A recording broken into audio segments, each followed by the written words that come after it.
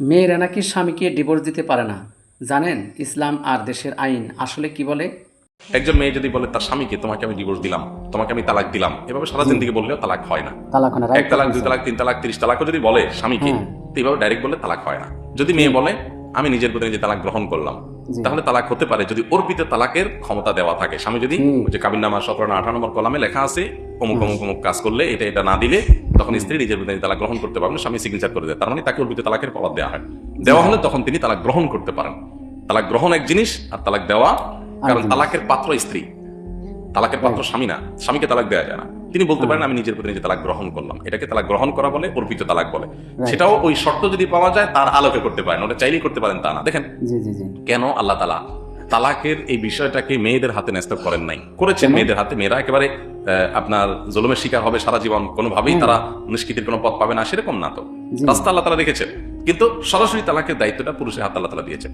যদি মেয়েদের হাতে তালাকের জিনিসটা আল্লাহ তাআলা পুরুষদের মতো ওইভাবে দিয়ে রাখতেন যে র্যান্ডমলি ছেলেরা যেরকম তালাক দেয় মেয়েরা এরকম তালাক দিতে পারতো, তাহলে আর পাত পাতে ভাত কোনো পুরুষ মহিলা কারোর আর খাওয়া লাগতো না। সকাল বিকাল তালাক হতো।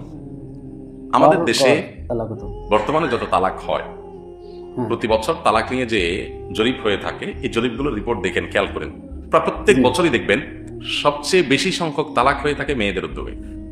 সরাসরি তালাকের ক্ষমতা নেই, তারপরে অবস্থা। যদি সরাসরি তালাকের ক্ষমতা থাকতো তাহলে সংসারে শতকরা কয়টা টিকতো সেটা একমাত্র আল্লাহ পালা জানে। এই জন্য আল্লাহর সাথে পাল্লা দিয়া গোল্লা যায় না, বেশি বোঝার চেষ্টা করেন না। আল্লাহ সুবহানাহু ওয়া তাআলা জানেন কোন টাকার কাছে দিতে হবে, তিনি সৃষ্টিকর্তা। এই জন্য তালাকের বিষয়টা হলো যে আল্লাহ সুবহানাহু ওয়া তাআলা পুরুষদের হাতে এটা ন্যস্ত করেছেন। এখন কথা হলো একজন মেয়ে তার হাতে তালাক দেওয়ার পাওয়ার নাই, তার মানে কি তিনি স্বামীর টর্চার সারা জীবন সয়ে যাবেন? উত্তর হলো না। তিনি নিজের প্রতি নিজে তালাক গ্রহণ করার জন্য স্বামীর কাছ থেকে অর্পিত তালাকের পাওয়ার নিতে পারেন, এটা যেমন একটা অপশন আছে।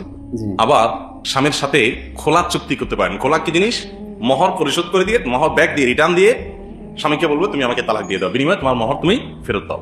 এটা তিনি করতে পারেন। এটাতেও যদি স্বামী রাজি না হয় সেক্ষেত্রে তিনি আদালতের দ্বারস্থ হতে পারেন।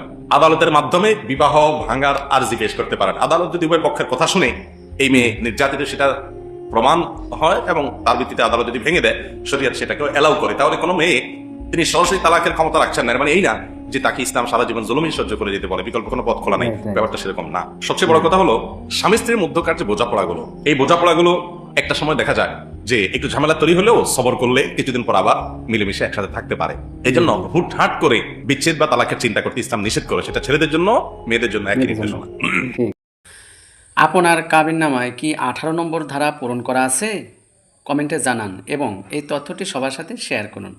আর আমাদের চ্যানেলটিকে সাবস্ক্রাইব করুন। ধন্যবাদ ভিডিওটি দেখার জন্য।